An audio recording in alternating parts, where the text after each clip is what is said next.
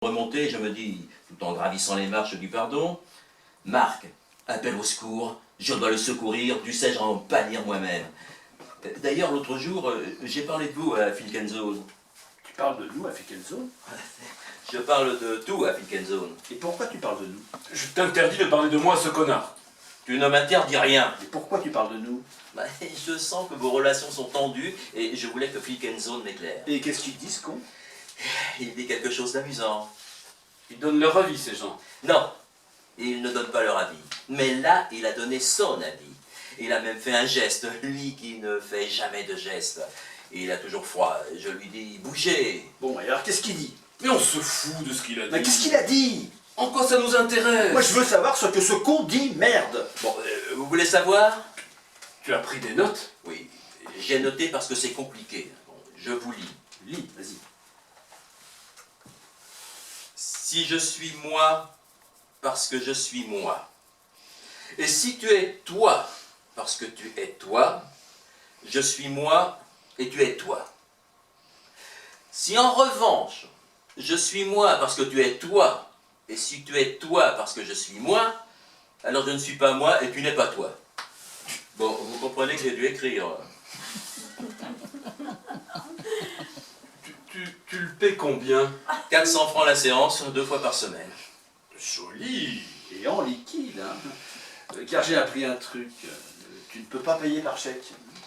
Freud a dit, il faut que les billets, tu sens que les billets foutent le camp. Tu as de la chance d'être coaché par ce type. Ah oui. Tu seras gentil de nous recopier cette formule. Oui. Et elle nous sera sûrement utile. Mais vous avez tort. C'est très profond.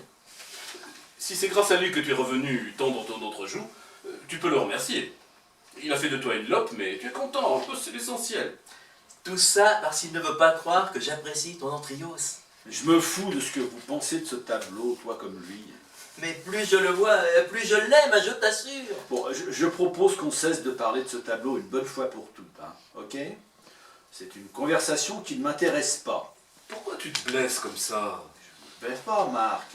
Vous avez exprimé vos opinions, bien, le sujet est clos. Tu vois que tu le prends mal. Je ne le prends pas mal, je suis fatigué. Si tu te blesses, ça signifie que tu es suspendu au jugement d'autrui. Je suis fatigué, Marc. Tout ça est stérile.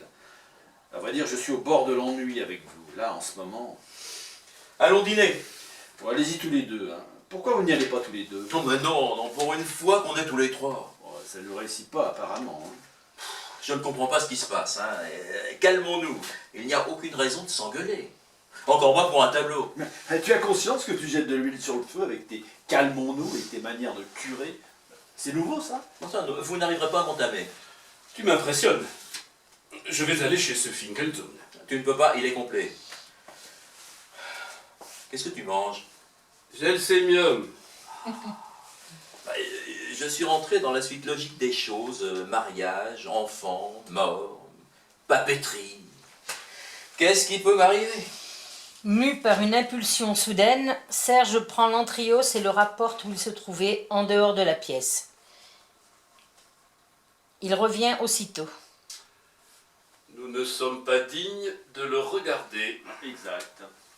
Ou tu as peur qu'en ma présence, tu finisses par l'observer avec mes yeux. Non. Tu sais ce que dit Paul Valéry? Je mets de l'eau à ton moulin. Je me fous de ce que dit Paul Valéry. Tu n'aimes pas non plus Paul Valéry. Ne me cite pas Paul Valéry. Mais tu aimais Paul Valéry. Je me fous de ce que dit Paul Valéry. Mais c'est toi qui me l'as fait découvrir. C'est toi-même qui m'as fait découvrir Paul Valéry. Ne me cite pas Paul Valéry, je me fous de ce que dit Paul Valéry. De quoi tu ne te fous pas? Que tu aies acheté ce tableau, que tu aies dépensé 20 briques pour cette merde. Tu vas pas recommencer, Marc. Et moi je vais te dire ce dont je ne me fous pas, hein, puisqu'on est aux confidences.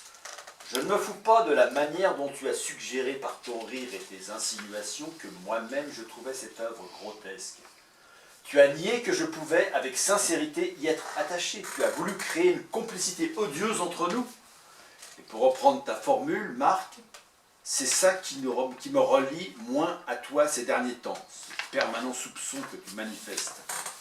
C'est vrai que je ne peux pas imaginer que tu aimes sincèrement ce tableau. Pourquoi?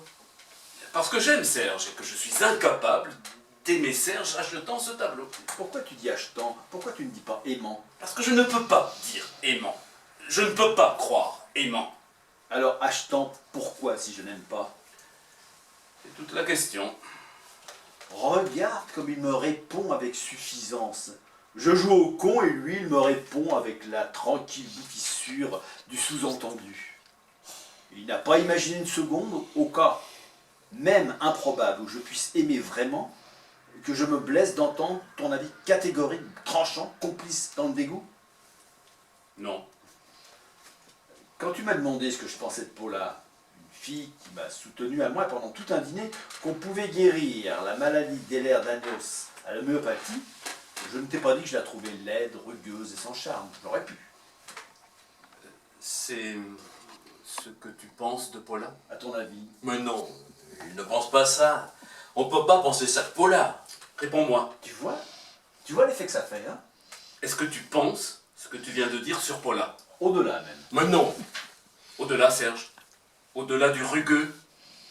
Veux-tu m'expliquer l'au-delà du rugueux? Hein, quand ça touche personnellement, la saveur des mots est plus amère, on dirait. Hein? Serge, explique-moi l'au-delà du rugueux. Ne prends pas ce ton de givre. Ne serait-ce, je vais te répondre, ne serait-ce que sa manière de chasser la fumée de cigarette. Sa manière de chasser la fumée de cigarette. Oui, sa manière de chasser la fumée de cigarette. Un geste qui te paraît à toi insignifiant, un geste anodin, penses-tu? Mais pas du tout. Sa manière de chasser la fumée de cigarette est exactement au cœur de sa rugosité. Tu me parles de Paula.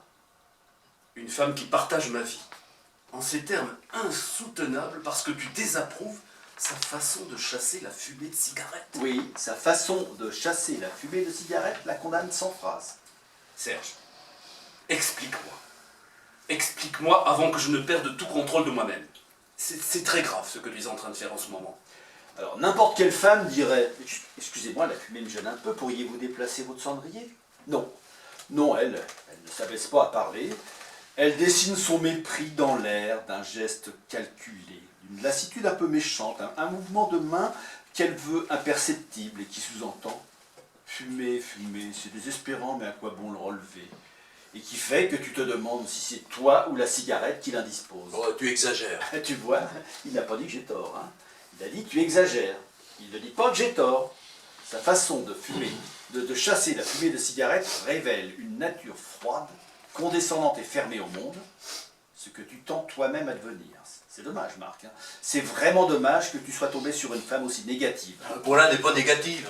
Retire tout ce que tu viens de dire, Serge. Non. Mais si. Retire ce que tu viens de dire. Retire, mais c'est ridicule. Serge, pour la dernière fois, je te somme de retirer ce que tu viens de dire. Un couple aberrant à mes yeux, un couple de fossiles. Marc se jette sur Serge. Yvan se précipite pour s'interposer. Tire-toi. Ne t'en mêle pas. S'ensuit une sorte de lutte grotesque, très courte, qui se termine par un coup que prend malencontreusement Yvan. Ah merde, mais merde. Fais voir, fais voir. Mais fais voir. Tu sais rien, tu n'as rien. Attends. Tiens, mets ça dessus pendant une minute. Mais vous êtes complètement anormaux tous les deux. Hein. Deux garçons normaux qui deviennent complètement cinglés. Ne t'énerve pas. Hein. Et j'ai vraiment mal, hein. Et si ça se trouve, vous m'avez crevé le tympan. Mais non. Bon, qu'est-ce que tu en sais?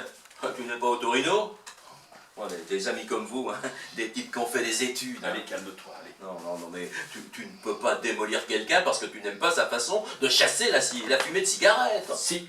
Bon, enfin, ça n'a aucun sens. Mais qu'est-ce que tu sais du sens de quoi que ce soit, toi? Allez, agresse-moi encore. Mais j'ai peut-être une hémorragie interne, hein. J'ai vu passer une souris. C'est un rat. Un rat? Oui, il passe de temps en temps. Tu as des rats? Ne retire pas la compresse, laisse la compresse. Mais qu'est-ce que vous avez? Mais qu'est-ce qui s'est passé entre vous? Non, il s'est passé quelque chose hein, pour que vous soyez devenus démons à ce point. J'ai acheté une offre qui ne convient pas, Marc. Tu continues. Mais vous êtes dans une spirale tous les deux, mais vous ne pouvez plus vous arrêter. Hein. On dirait moi avec Yvonne, la relation la plus pathologique qui soit. Qui est-ce? Ma belle-mère. Ah, ça faisait longtemps que tu nous en avais pas parlé. Pourquoi tu ne m'as pas dit tout de suite ce que tu pensais de Paula? Je voulais pas te peiner. Non. Quoi? Non. Non. je t'ai demandé ce que tu pensais de Paula, tu m'as répondu, vous vous êtes trouvés. Oui, Et c'était positif dans ta bouche. sans doute. Si, à cette époque, si. Bon, qu'est-ce que tu peux prouver?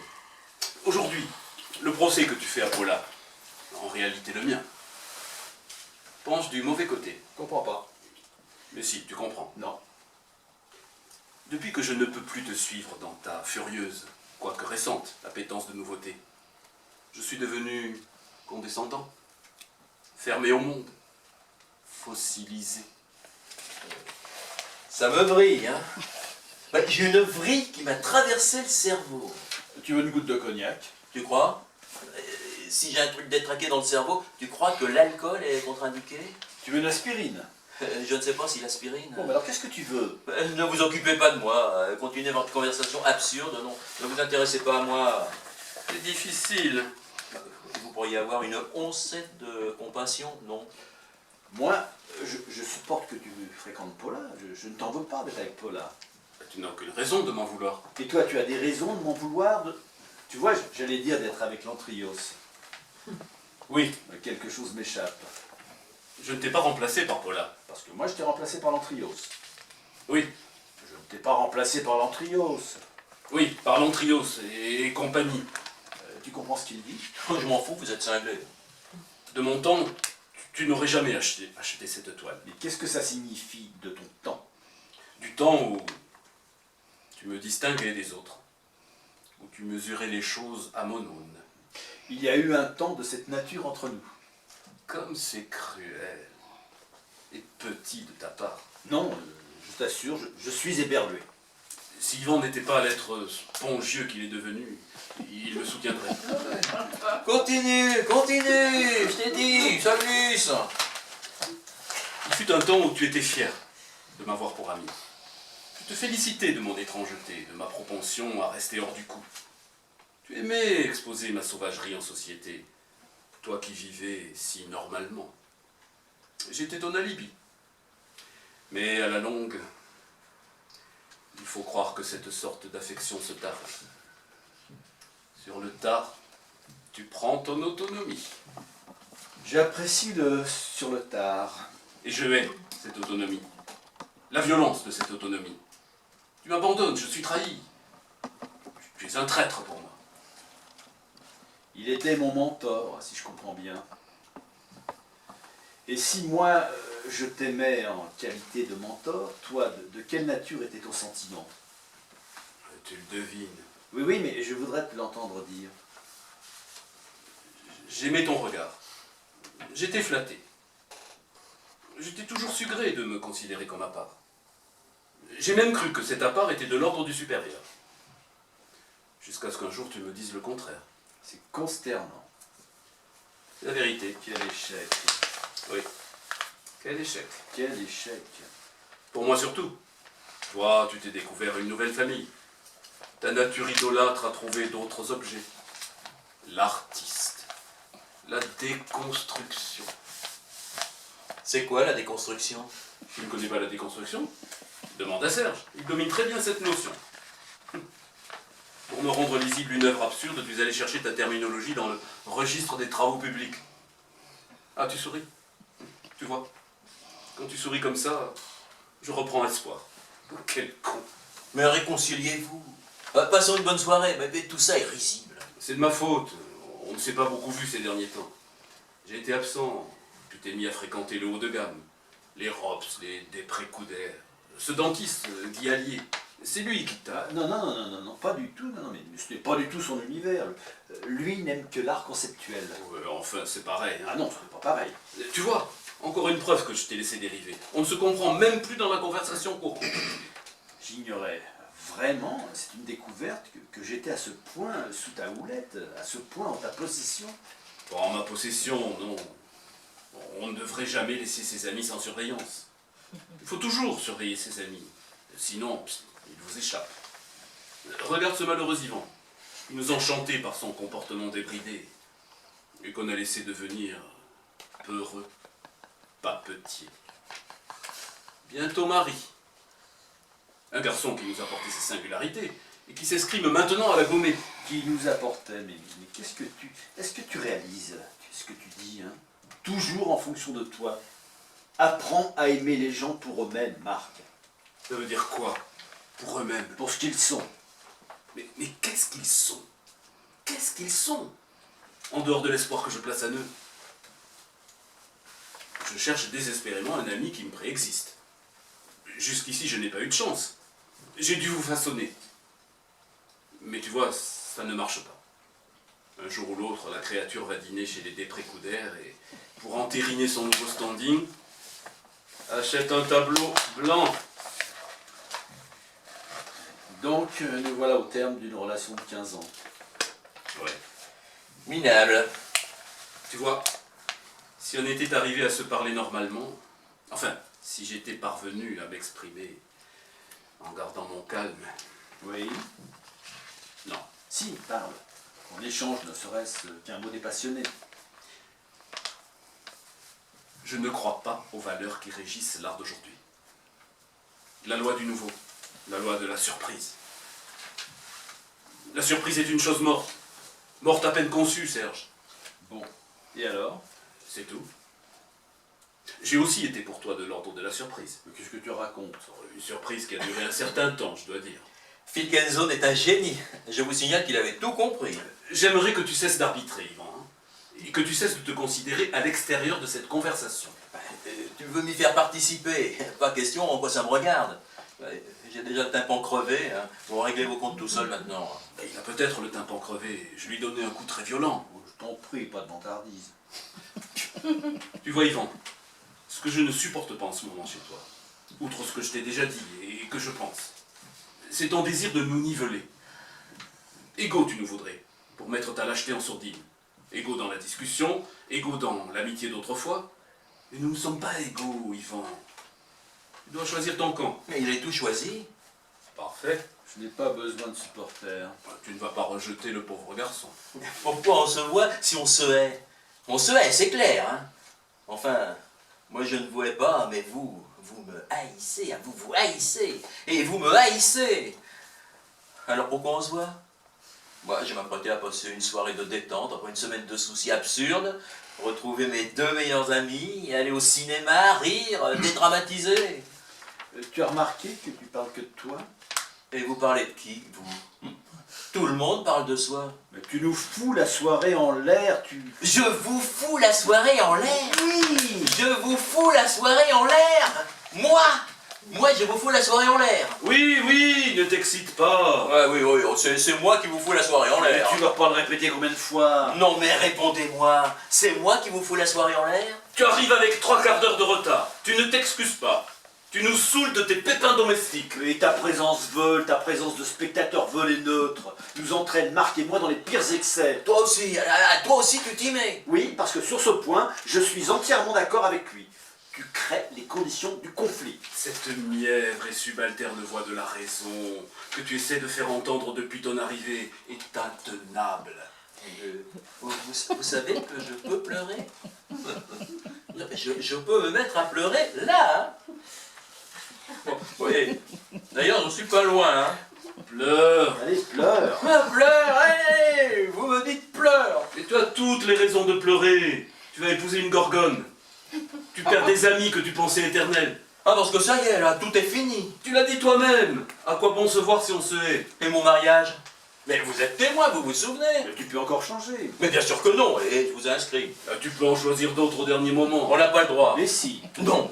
T'affole pas, on viendra. tu devrais annuler ce mariage. Ça c'est vrai. Mais merde! Qu'est-ce que je vous ai fait, merde? Non, mais c'est ignoble, là, ce que vous faites, hein. Vous auriez pu vous engueuler après le 12. Non, vous vous arrangez pour gâcher mon mariage. Un mariage qui est déjà une calamité, hein, qui m'a fait perdre 4 kilos. Vous le ruinez définitivement. Non, les deux seules personnes dont la présence me procurait un embryon de satisfaction s'arrangent pour s'entretuer. Non, je suis vraiment le garçon verni. Tu crois que j'aime les pochettes perforées, les rouleaux adhésifs? Non, tu crois qu'un homme normal a envie un jour de vendre des chemises à dos à soufflet? Que veux-tu que je fasse? J'ai fait le con jusqu'à 40 ans. Ah oui, jusqu'à 40 ans, ah, bien sûr que je m'amusais. J'amusais beaucoup mes amis avec mes conneries. Mais le soir, qui est seul comme un rat, qui rentre tout seul dans sa tanière le soir, le bouffon seul à crever qui oublie tout, ceux qui parlent et qui trouvent sur les répondeurs. Qui? Sa mère et sa mère. Ne te mets pas dans un état pareil. Ouais, ne te mets pas dans un état pareil. Qui m'a mis dans cet état? Non mais je n'ai pas vos froissements d'âme, moi. Qui je suis? Un type qui n'a pas de poids, qui n'a pas d'opinion. Je suis un ludion. J'ai toujours été un ludion. Calme-toi. Non, ne me dis pas calme-toi. Je n'ai aucune raison de me calmer. Si tu veux me rendre fou, dis-moi calme-toi. Calme-toi est la pire chose qu'on peut dire à quelqu'un qui a perdu son calme. Ah, je ne suis pas comme vous, je ne veux pas avoir d'autorité, je ne veux pas être une référence, je ne veux pas exister par moi-même. Je veux être votre vieil ami Yvan le Farfadet. Yvan le Farfadet. Si on pouvait éviter de tomber dans le pathétique. Bah, j'ai terminé. Bon, t'as pas quelque chose à grignoter là, n'importe quoi, hein, juste pour pas tomber évanoui. J'ai des olives. Bah donne. Tu en veux? Tu n'as pas une assiette pour le mettre les... Si. On arrivait à de telles extrémités, hein, un cataclysme pour un panneau blanc. Il n'est pas blanc. Hein. Une merde blanche, hein. Car c'est une merde blanche. Bah, reconnais-le, mon vieux. C'est insensé ce que tu as acheté.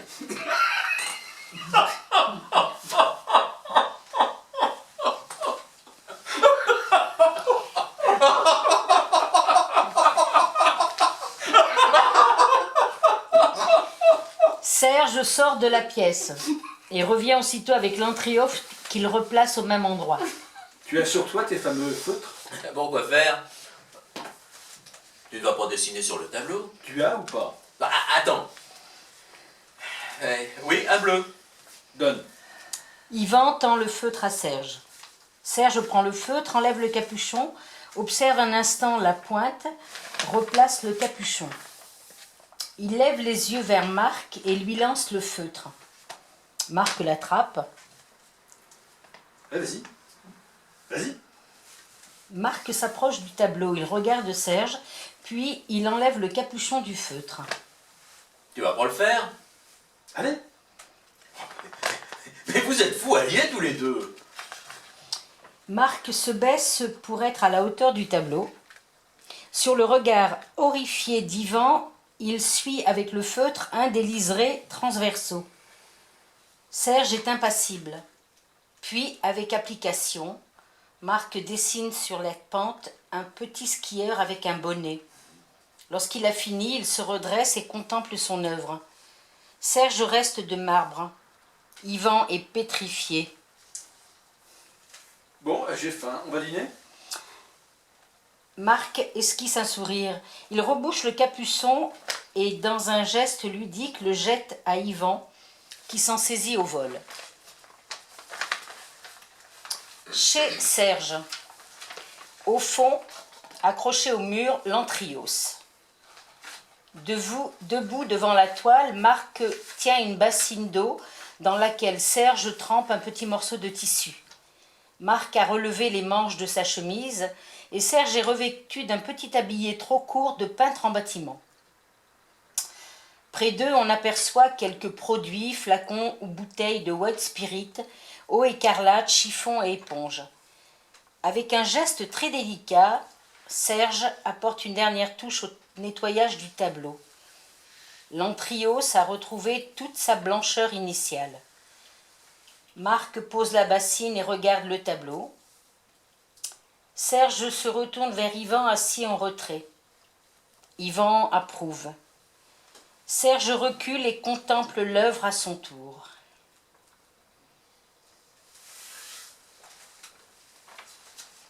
Le lendemain du mariage, Catherine a déposé au cimetière Montparnasse, sur la tombe de sa mère morte, son bouquet de mariée et un petit sachet de dragée.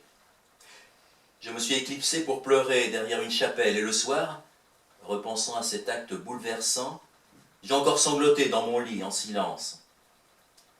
Je dois absolument parler à Finkenzo de ma propension à pleurer.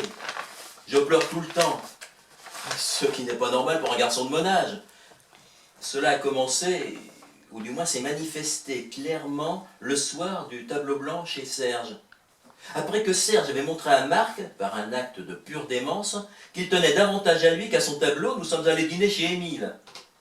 Chez Émile, Serge et Marc ont pris la décision d'essayer de reconstruire une relation anéantie par les événements et les mots.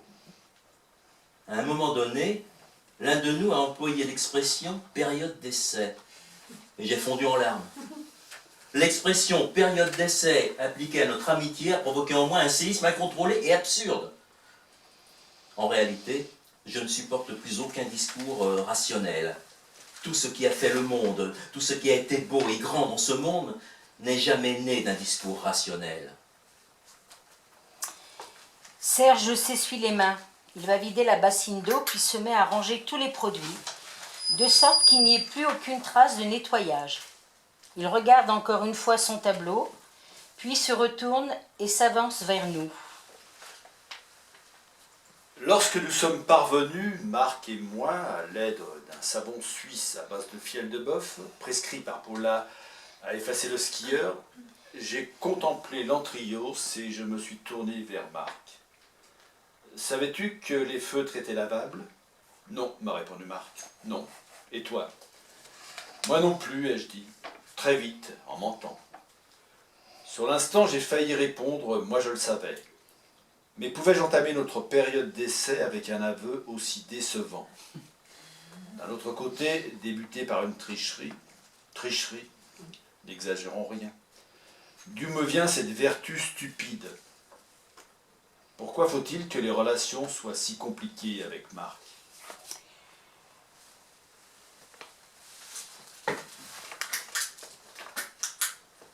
La lumière isole peu à peu l'Antrios. Marc s'approche du tableau.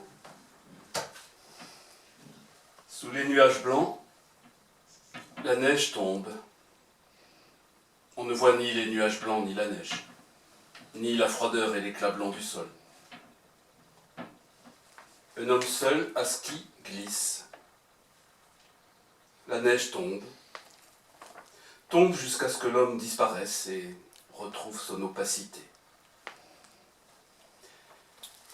Mon ami Serge, qui est un ami depuis longtemps, a acheté un tableau.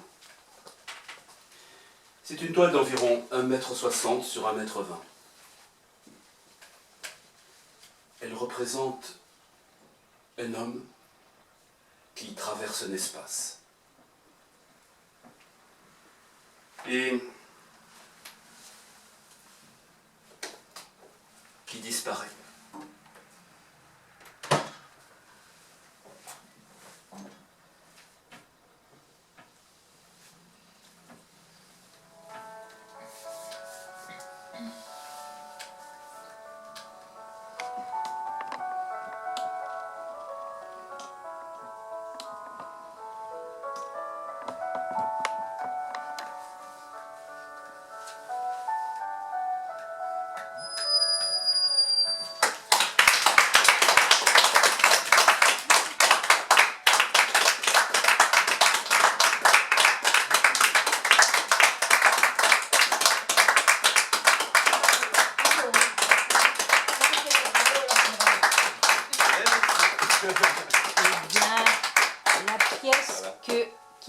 La pièce art de Yasmina Reza a été interprétée donc, pour le rôle de Marc par Guy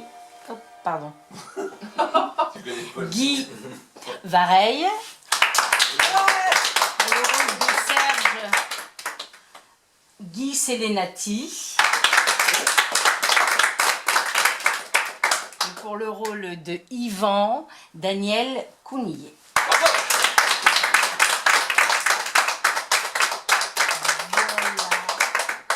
Merci de votre attention. J'espère que ça vous a plu. Ouais. Voilà. Et puis, donc, place à l'apéro. Qui est-ce qui a choisi l'attribution des 3 rôles? J'ai fait passer des castings. Non, au départ.